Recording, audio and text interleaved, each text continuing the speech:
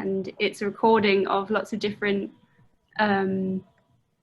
worlds, subterranean worlds, and yeah, recording emerges from a peat bog and goes on a little journey. So I'm going to stop it now. Okay, should we start then? Okay, hi guys. So welcome to the Landscape Research Group's Landscape and Goodness Symposium. I think it's the 6th event of the symposium. So we have Re-Peat from Netherlands to share with us today. Just feel free to chat, use the chat box for comments or any questions throughout the event. So yeah, I'll hand it over to them to take it over. Nice, thank you. It's so exciting to be here. We were reading the description, we were like, this is so perfect. So it's really nice. So we're just going to do a little round of introduction to who we are, and I'm going to give you a brief intro to Re-Peat. So I'll start with myself. My name's Frankie, and I studied film theory and environmental science, so bringing things together. Beth, would you like to go next? Sure. I'm Bethany, or Beth. I apologise for my lighting, first of all. It's a bit theatrical. It's a bit of a problem with my computer. I studied also at the same university as Frankie, doing environmental science and environmental policy, and now devoting my life to Re-Peat and Peatlands, and based in Amsterdam. And I'm going to pass it on to Lainey. Hi guys, I'm Lainey. I also just finished studying computer science and a little bit of environmental science on the side at a university here in Amsterdam, where I'm now based. I'm originally from the US. Yeah, and I'm really excited to see this presentation today. I'll pass it on to Jamie. Hiya, I'm Jamie. I use he, him pronouns, and I am currently studying biology at Oxford. And yeah, and I'm really excited I've absolutely loved just finished term and getting back stuck into PT things for my degree, which is so fun. And I'll pass it on to Irene. Thanks, Jamie. Yeah, I'm Irene. I'm Dutch and currently living in Amsterdam. I use she, her pronouns.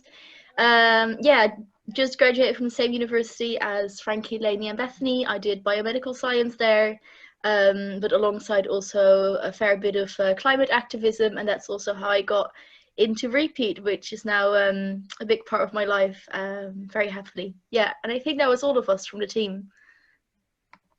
Cool. Frankie? Nice. But it's not the full team, just so you know. Yeah, so a bit about Re-Peat. We're a brand new group, well, not brand new, about a year old. And we are a bunch of different people from different walks of life, all coming together through the topic of peatlands, which to many of us is a new topic. And it's really connecting to this idea of language, landscapes, how do you create meaning? I think a lot of us have experienced that like kind of fast track like path into learning about peatlands and different ways of doing that. And there's lots of we've found out there's lots of different ways of getting to know peatlands, which isn't necessarily ways that you might expect. So what we say is we're co-creating a peatland paradigm shift, and that includes bringing together lots of different people and different disciplines, and that's all I'm going to say for now, and I'm going to pass on to Jamie.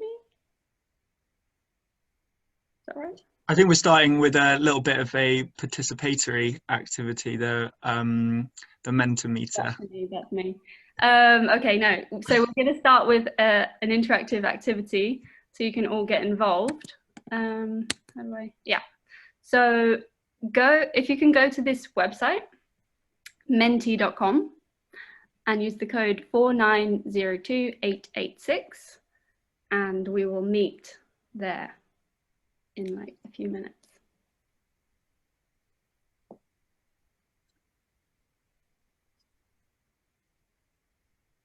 And what we want you to write there. Okay. Oh yeah, is the questions on there? It is good. I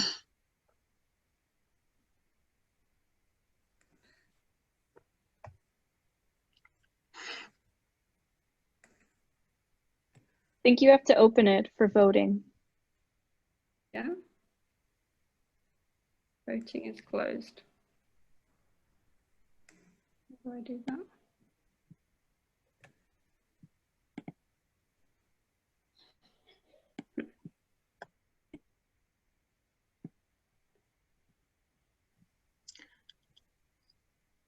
Maybe what we can do is, now we're going to influence all of your words that come to mind when you think of peatlands during this presentation. But maybe you can retain some of the ones that maybe you had at the beginning, and maybe we can sort this out and go on to the next thing, and then we'll come back to this at the end, and you can put some words in for what come to mind when you think of peatlands. If that sounds like a good plan, Jamie, I might. Yeah, I think that's great. And we haven't used Mentimeter before as a thing, so we can if we manage to sort it out, we could people can add things to that as and when through the as we talk. So I'm going to talk about nouns. So landscape is a noun, a large area of countryside, especially in relation to its appearance. When I consider landscapes, I can't help myself beginning with nouns. This peatland is a thing I'm looking out at, made of other things, like a tree here and a pool there, which are also made of other things, like a leaf here or a bubble there, which are also made of things. But it all gets a bit too much and a bit too small and weird. Before asking what are these things, these nouns to me, are they people? Are they objects? Are they agents? Are they independent of their relations with other nouns? Before this, we might simply ask, how do I let more of them in? How can I be more hospitable of them, these nouns? So one way, I think, is to make new nouns, give names generously and carefully, like grinding glass with ever greater fineness, making a language lens to bring the landscape into focus. Let all the light in, there's room for everyone. And I'm just going to read a little bit from Gathering Moss by Robin Wall Kimmerer on this.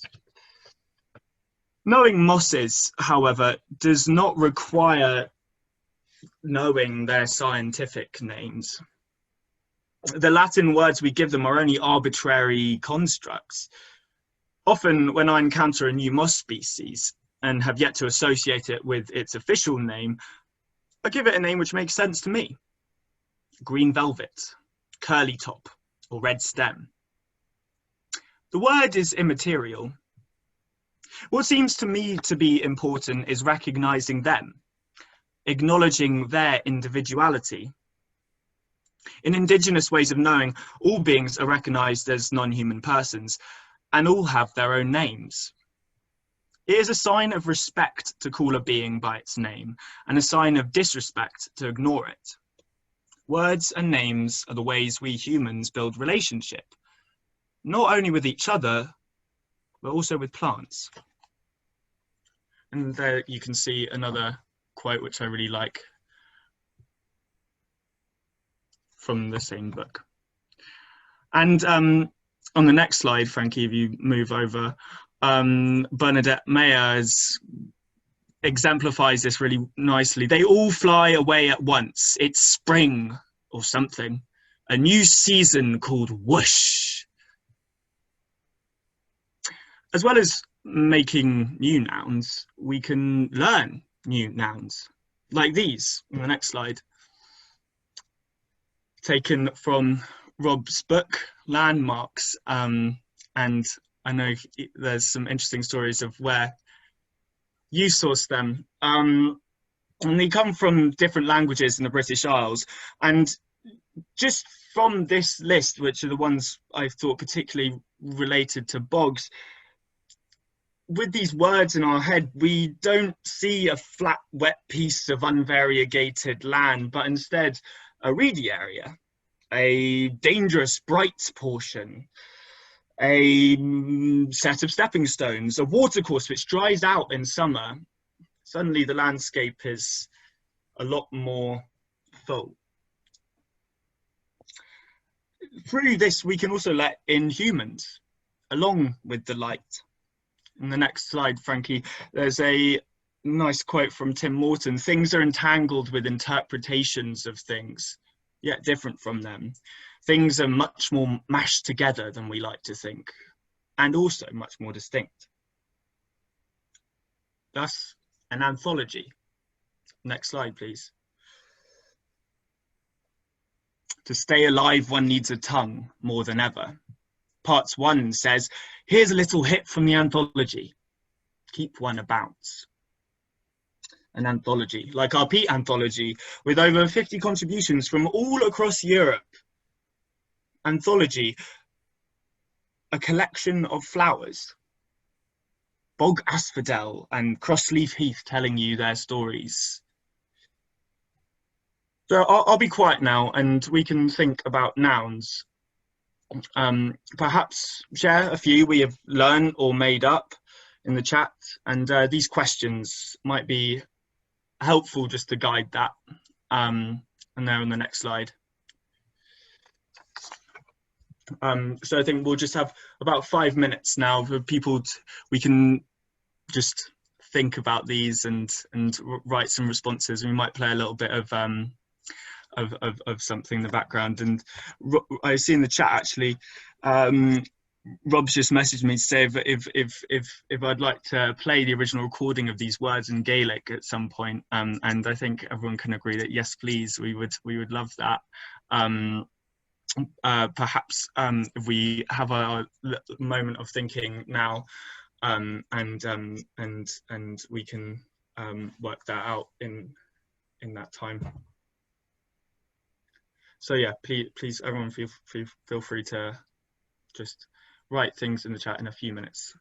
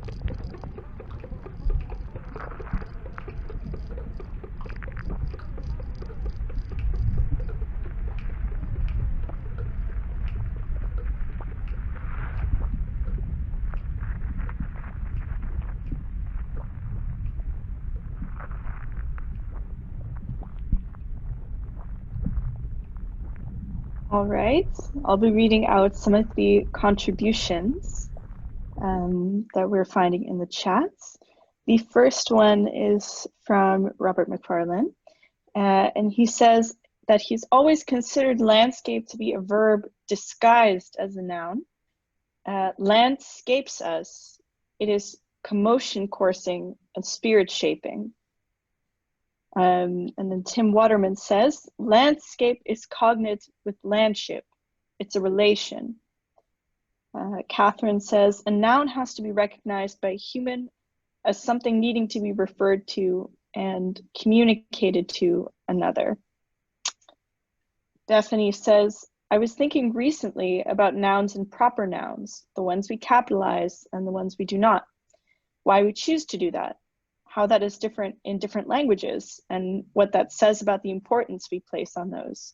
Does it say anything, actually?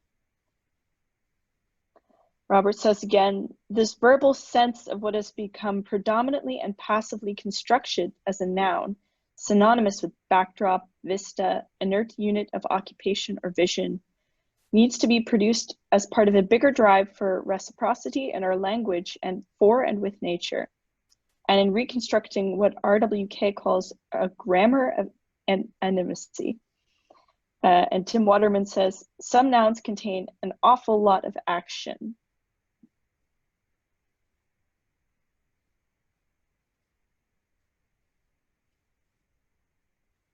Yeah, Bethany adds, in German, friendship is Freundschaft and landscape is Landschaft.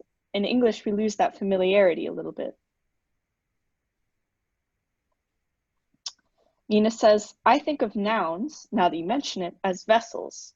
Landscapes as a vessel of meaning and action, etc. A living cosmos of things.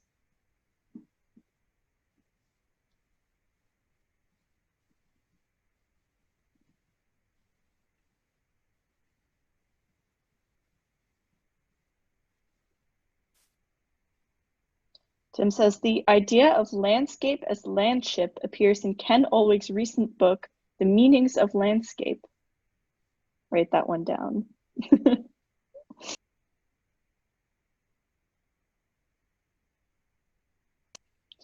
Originally from landskip from the Dutch, used then by W.M. Gilpin in the 1750s.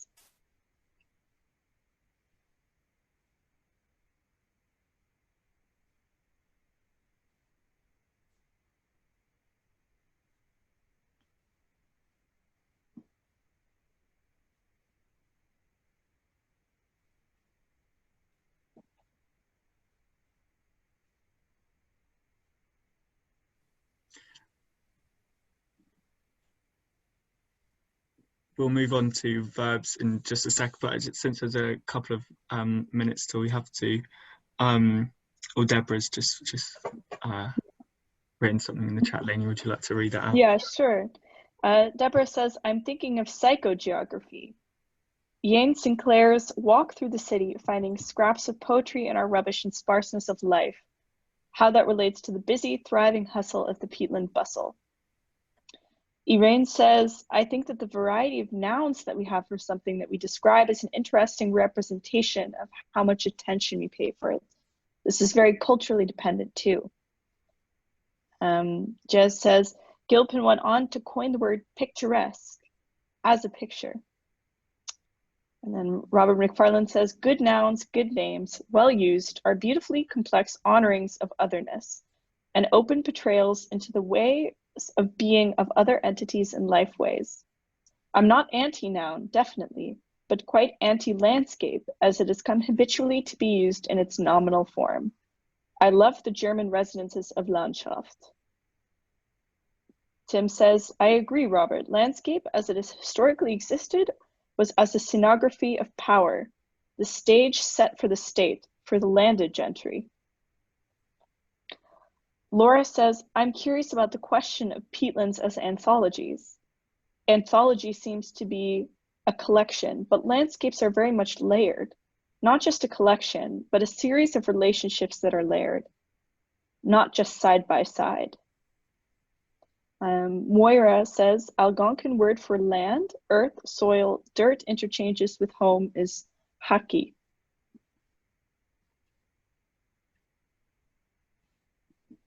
Tim says, the idea of landscape as a relation is transforming the possibilities of landscape architecture as a practice, but it underpins landscape studies since Yi Fu Tuan and J.B. Jackson. landscape architecture sounds like a very cool field of study. Oh boy, it's the best, best field of study, apparently. Do you want to say any concluding remarks before we move on to grammar and relationality? Or, sorry, to Beth about verbs, Jamie? No, I think that's fine. I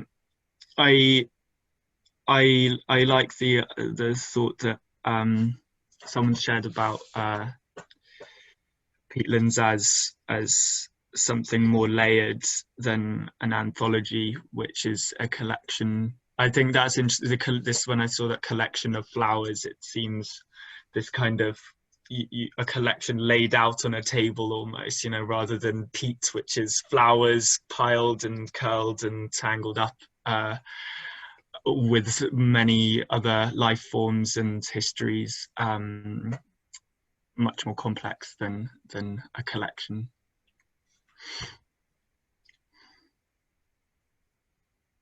Maybe at the end we can share a link to our Peat anthology that we made, because I feel like the overlap of people in this call and the people who would enjoy reading that is very large. I'll just say, yeah, thanks for these last few comments for the Heaney. What would we be if it wouldn't be a group discussion about peatlands and landscapes without a mention of Heaney? So that's lovely. So shall I take it over then? I think that's great. Yeah. Thanks. Okay, perfect. I guess what I was going to say has already been a little bit foreshadowed as well. This idea of verbs and particularly this process of verbing. So first, I just wanted to bring in verbs as doing words, as we always learnt them at school, used to denote acts, occurrences, or modes of being. And then specifically what I wanted to talk about was this process of verbing, which is the process whereby a noun becomes a verb. And it's something that in English is a tool that we've used for a long time to kind of expand our lexicon. And there's words in there that you wouldn't really expect because they seem so, I don't know, common to use as verbs these days. So words such as highlight or audition or email, which of course used to be to send an email, and then at some point we kind of crushed that down to say to email. And I thought that was very interesting, especially when you turn to words like rain was also once going through this process of verbing, same with thunder. And I think this is very interesting, which I'll come back to in a second when we also think about peatland as well, or peat. And first, I just want to read this quote from Robert Macfarlane. So, to be a hill, to be a sandy beach, to be a Saturday, all are possible verbs in a world where everything is alive. Water, land, and even a day, the language a mirror for seeing the animacy of the world, the life that pulses through all things, through pines, through nuthatches and mushrooms. This is the language I hear in the woods. This is the language that lets us speak of what well up all around us. So I think this is really a very special idea, this idea of verbing, and this quote that Robin has there, that when we apply that to peatlands. So for us with Re-Peat, what always has struck us, and what has struck so many people, I suppose, as well, is that peatlands are this kind of wonderfully in-between liminal space where they're not quite water, not quite land. They're often used in literature to denote a difference between the underworld and the upper world, or our world. And often as well have this connotation of being between dead and alive in this kind of state of suspended decomposition, both in the fact that plants are in suspended decomposition, but also that bodies are then found there as well and preserved and also in this kind of state. So I think this is really interesting already. And then we add on to it what Robin Macfarlane was saying there as well, which is this idea of everything being alive. So if we take that idea and we apply it to peatlands as well, which of course, if you've ever listened to a peatland or really understood a peatland, it has a lot more biodiversity and life than we really expect kind of in mainstream society anyway. But then when you really bring in this idea of this ecosystem being really alive, then I think it's really interesting when applied to peat. So, sorry, I'm getting a lot of messages at the same time. What's also interesting when we have peatlands is that we have peatland as a process is also very much a dynamic, ongoing process, in that you have peatland being formed over years and years. So it's not a static process, it just keeps going. And that also brings up, again, this idea of it being alive, it being active. And then we can approach this topic of peat being a doing word. So then perhaps it being a verb and going through this process of verbing. And I think this brings up some very interesting ideas in that what would it mean, this verb, to peat? And what would be the act that it denotes, the occurrence, the mode of being that is meant by this verb? And I think if we go on to the next slide, I just wanted to ask a quick question about what that kind of, what that speaks to you about. What would this verb mean if we were to make peat a verb?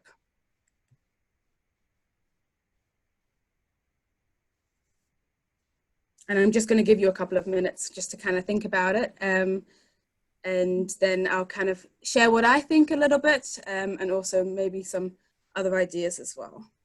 I'm going to put back on this eerie soundtrack while we... Okay.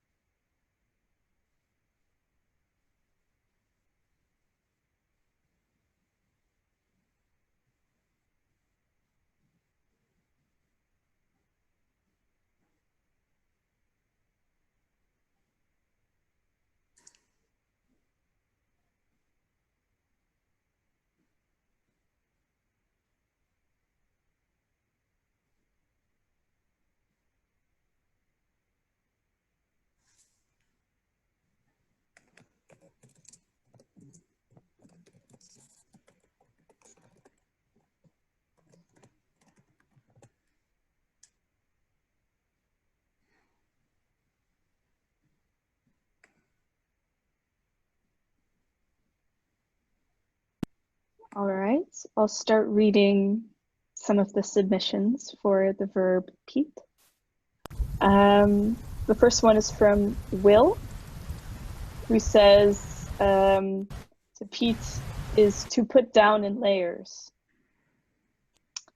I think this is maybe a typo from Irene. She says be pleated, which sounds very funny to me. Be plated, sorry, okay. Pleated would also be a fun word. Laura says, peat always strikes me as a place of compression, of accumulation of melding layers together. Tim says, slow, damp accumulation. Deborah says, to pat and prod and compact, but also grow and spider and entwine. So kind of an antonym of itself. That would be quite interesting. Petra says to think across time. Tim says mossification. I said to suspend the passage of time. Will says to save and to hide. Yasmin says to settle, nurture, preserve, and protect. Robert says to care gently and memoriously for what is gathered. Deborah says to eat with slow, ancient earthly mouths. That's quite cool. That emulates like a Spirited Away kind of vibe for me, if anyone's seen that movie. David says one could do the same with compost. That's nice. Zana says to bring together. Will says to store. Arini says to be peated. I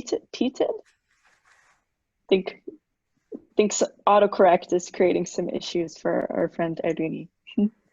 Moira says to be with, living, dying, living. Irene says to Pete, to internalize external influences on your life, having them become part of what or who you are indefinitely. Catherine says to protect, enhance, and restore. To birth water, says Edward. Tim says to add to compost, there is the ecosexual, what a great word, ecosexual, bumper sticker that Annie Sprinkle made for Donna Haraway that reads, composting is so hot. Wow, I would love to get my hands on that sticker. Robert Macfarlane says, to disguise complexity, to the cursory glance, self-similarity, then misequated with simplicity. Kate Foster says, Pete should be seen bare. I used to think peat hags were natural. Now I know they're a sign of a degraded landscape, so the ideas of peating should be replaced by repeating, learning to help the living green layer to flourish. Ooh, do I spy a new tagline for Re-Peat in there? Jamie says to layer and layer.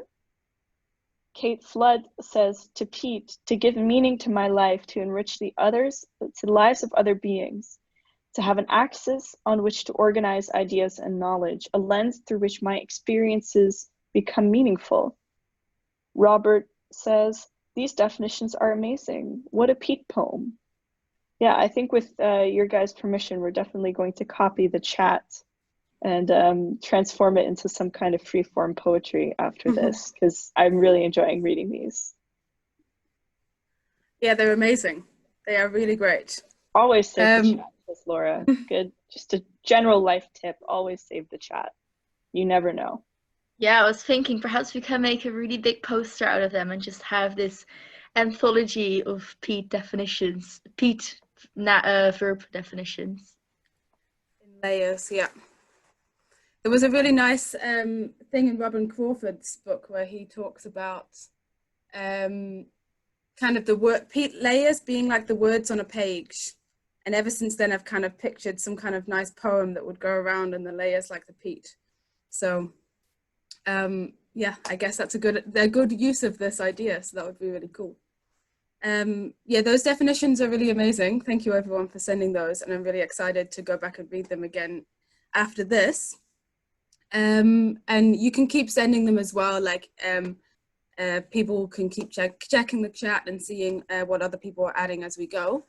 I just wanted to also share a little bit what I thought when I was thinking about this verb, which people also mentioned a bit as well, this idea of time. And I think for me, when I was thinking of what Pete could mean, or to Pete, I couldn't get away from this idea of it expressing the passing of time, or helping us to really understand deep time as well, and how by using that verb we could better conceptualize this actually. So yeah, for me it really took in this time element, and we can go on to the next slide now actually. I was looking a little bit up if any languages were using Pete also as a verb. So in English we don't have it like that. Of course we should, but we'll have to argue over what exactly the definition means or make an assemblage of all of them. But I also looked at German, Dutch, Spanish, if the word Pete also was a noun, was also a verb as well as a noun in those languages, and couldn't really find anything. And then I looked up in the Māori dictionary, so the native language of Aotearoa, New Zealand, which is also where I grew up, so that's kind of made the connection for me. And then the verb there, the verb form is to be wet or sodden, as well as meaning the noun swampy ground, peat, mire. So I thought it was really interesting. I was really excited when I found that it was also a verb. And now I've read all these really exciting definitions and it seems a little bit diminished, I suppose. But incidentally, the same word, and I'm not an expert in the Māori language, so it can also be that it's a homonym rather than anything else. But the same word rai can also mean to cover, to rush upon, inundate, leap, rush, fly, flock around, chase, pursue, is also with the same spelling and the same pronunciation as what you see there. So I also think that's quite interesting. And finally, the last thing I wanted to say before we move on to a few other questions was to talk a little bit going back to the Māori language and some words from there, is this word whakapapa. And that means to know, but it also means the noun genealogy, or what is the closest in English to genealogy. And what I wanted to talk a little bit about, of course, if we use the word peat as a noun and as a verb, we have to know it. But to know in Māori, as you can see by the use of the word whakapapa, meaning both of these definitions, is also to understand the genealogy and to locate it in time and space. And I think that's really interesting to understand, especially when we're thinking of peat, this kind of idea of deep time that is brought to the fore when we think of peat, is how to know something, we must also know its genealogy. And I think that was really interesting, and especially because in the direct translation of whakapapa, it means to place layers one upon another. And of course, that's especially visceral and very, yeah, a really wonderful thought when you think of peatlands with this word as well. So I just kind of wanted to bring that up, and it's a very recent thought that I'm having, which is, it's not a fully formed one, but it's a little tidbit for you anyway. And there's a few other questions that maybe we can move on to the next slide, and we can just have a few minutes to think over those. So they would be, what would it mean for our perception of peat, for it to become a verb? How would it change? How would our understanding of peatlands change if we also had this verb in our lexicon as a verb? Do you think it would engender more appreciation of peatlands? And does the implication of a process give more weight to the time needed to form a peatland? So that being, of course, the verb and the doing aspect of that. So maybe you can also just think for a few minutes and add some ideas as we go. And then I'll pass it on to Elaine for the rest.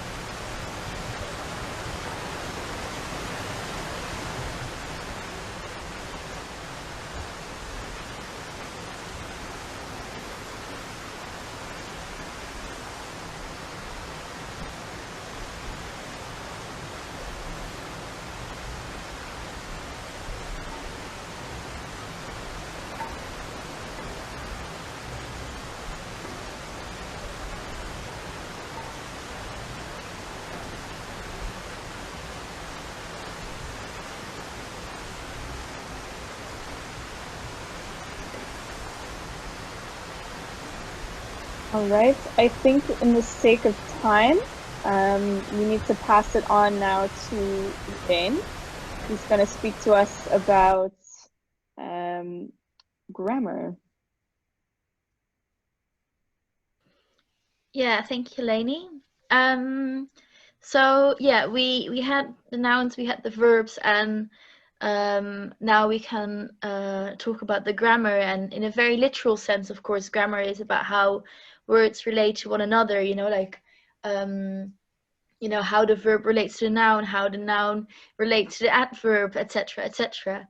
But I would actually for this section like to bring it on a bit more of like a meta level and talk about the use of language in general when we're trying to create social change, which is something that is at the center of our mission as Re-Peat.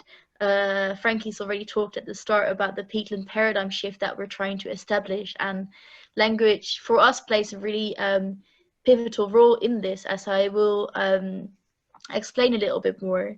But first, I think in general, like when talking about language, you know, language is about, it's a representation of dominant thoughts in our society about how we as humans of a certain culture relate to that which we speak of. So it's about the politics of grammar, or like the grammar of our life and our relationship to ecologies and peatlands. And oftentimes language is reinforcing quite unconsciously for us certain dominant thoughts in society about how we perceive these natural spaces. And it just sort of like slips into our language without us quite noticing, because language is just something that we use in everyday life.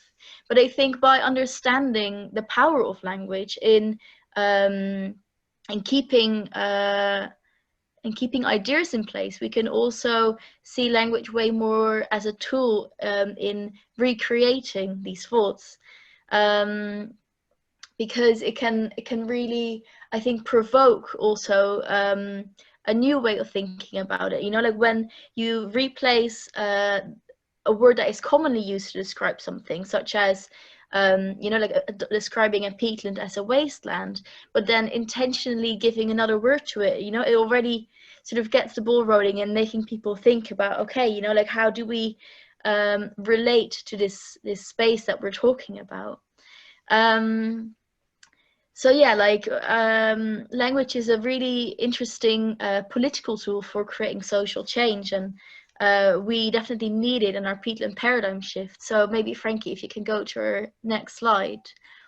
Yeah, so the peatland paradigm shift for us is really broadly, you know, like making people change their relationship from with peat from something that is quite negative to a more valuing relationship to peat, and language needs to represent this transition. So going from a language that implies extraction, distance and disgust, to one that implies valuing, conviving and beauty, and having this language sort of be part of this shift in societal perception of peatlands that we're trying to establish. Next slide. Yeah, so I just wanted to read this quote to you from Womenwall Kimmerer from Brain Sweetgrass. It's a name that has been popping up a couple times in this session already, but I think that this was really interesting. The animacy of the world is something we already know, but the language of animacy teeters on extinction, not just for native peoples, but for everyone.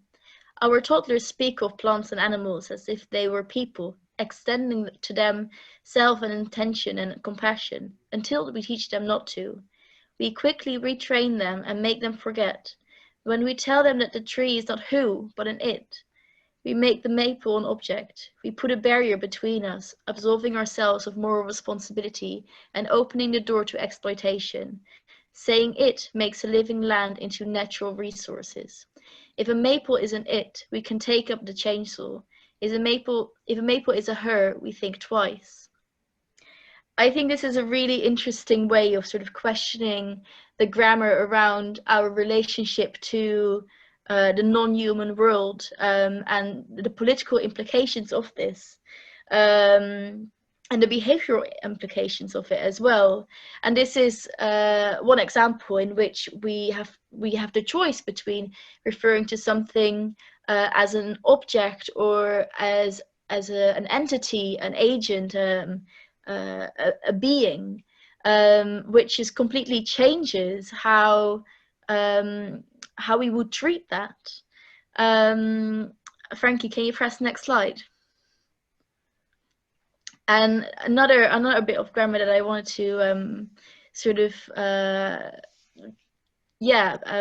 share with you to exemplify sort of where I'm getting at is the grammar of reciprocity, because in Western society it is quite common for the humans to be superior to the land, and to have it be a very exploitative relationship, one in which we do something to the land and it's only a one-way act. But if we actually start going beyond this objectification of landscapes, of ecosystems, of peatlands, I think through language we can sort of start to question this relationship and make it way more of a convivial relationship, one of reciprocity, which I think is vital for a sustainable planet, or a sustainable way of living on a planet. So starting to have peatlands as an agent in a sentence, doing an act rather than only acts being done to them. So just two examples that we came up with are peatlands are being drained versus peatlands are losing their water. Or another one is peatlands are a carbon store versus peatlands sequester carbon. You can see how peatlands in the one example are only the object, and in the other one they're also the subject. So maybe people can just have a think about this for a moment, and also share other examples that they can think of in the chat to get a bit more of a broader sense of how this can play a role in how language changes our perception of something.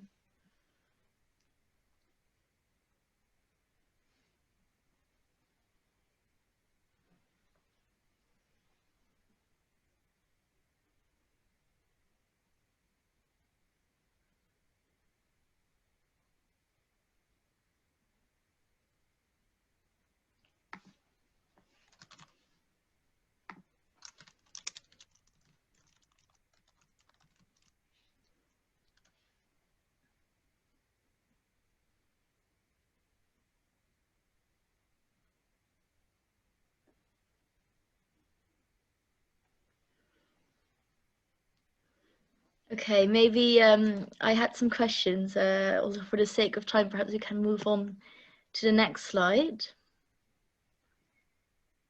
Yeah, so just to sort of bring it to a more broad political level, thinking about the peatland paradigm shift that we're trying to establish, and I think this goes way beyond peatlands, right? It's a paradigm shift in how Western culture in particular relates to the living world that is not humans. So two questions that I just wanted to have maybe points of discussion are: what language reinforces this distorted relationship that is distant, extractive, capitalist between humans and peatlands? And what would be an alternative to this language that represent a more wholesome vision that resonates a lot more with the vision that we have for the earth and our societies? And then additional to that, how can we use language of relationality as a tool in our struggle for healthy ecologies? So yeah, any thoughts about this, just share them in the chat. It would be nice to hear what people are thinking of when it comes to these questions.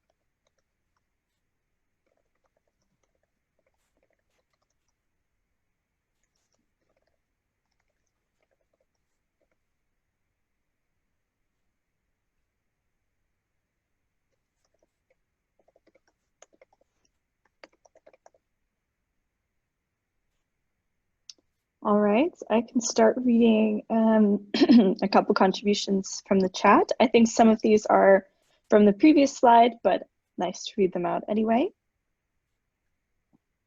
I'll go bottom up this time just to keep things exciting. Laura says, is there a difference in implication by calling something peat versus a marsh, a bog, a wetland?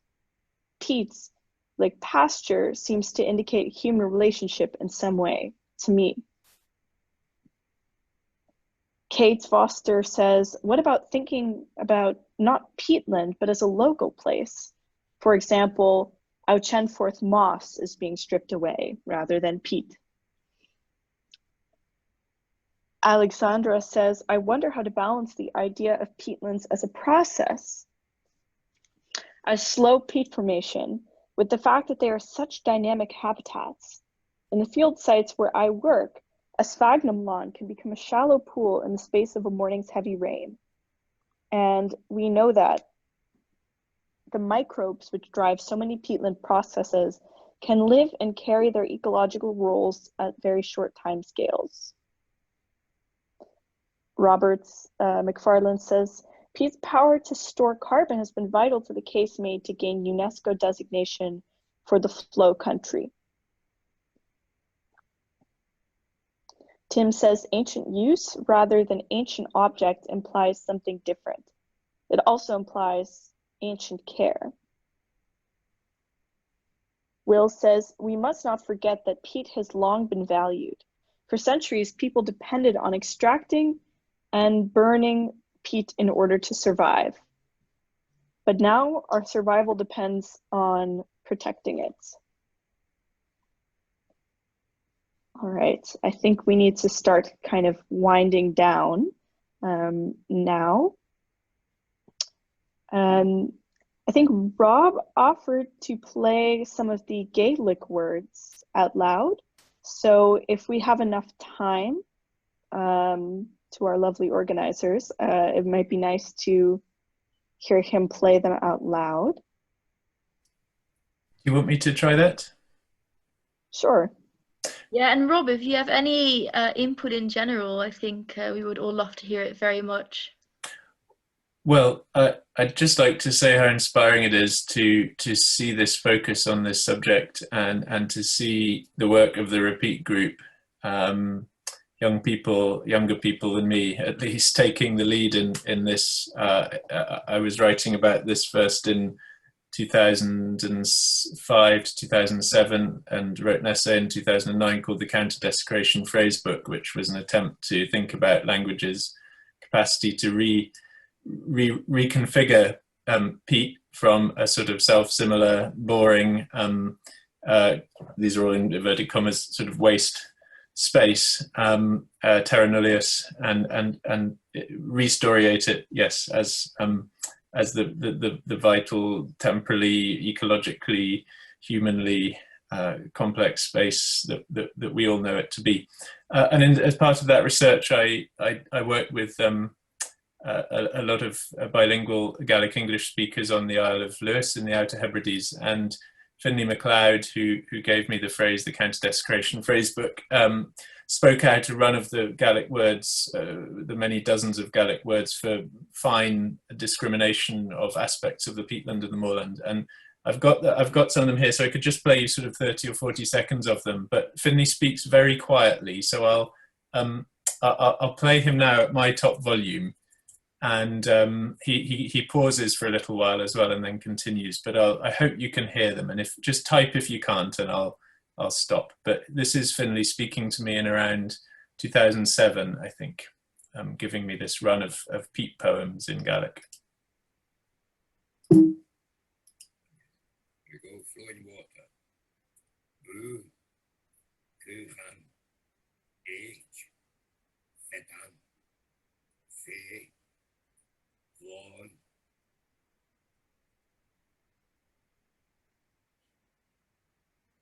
New One, One of Moim, Echalo, Adi, Aster, Inish, Bogdan, Bob, Matakish, Bogdan, Garcia, Yari, Larof Adi, Yabilia. I'll stop it there. It goes on for another 3 minutes. It sends shivers down my spine hearing Finlay's voice again over that stretch of time. But these words are all gathered and translated in a book called Landmarks, which is partly a book of glossaries. I'll leave it there. Thank you very much for inviting me this evening. It's been amazing to be here. Thank you so much for sharing. We really appreciated your presence and your comments. Laura said to me a bit earlier in the chat that you can actually save the chat of the Zoom call by clicking the 3 dots on the bottom right-hand corner of your Zoom screen near the chat, and you can save the chat. So if you want to read back on Rob's comments, on your own comments, on the comments of any other users, I invite you to save the chat for yourself to your computer, so you can have those as a log. I also put the links to our website and the EU Peat anthology that we wrote, because I feel like some of you would love to read that. So you can find those higher up in the chat. And I invite whichever team member of mine would like to wrap it up. Sure, I can take over.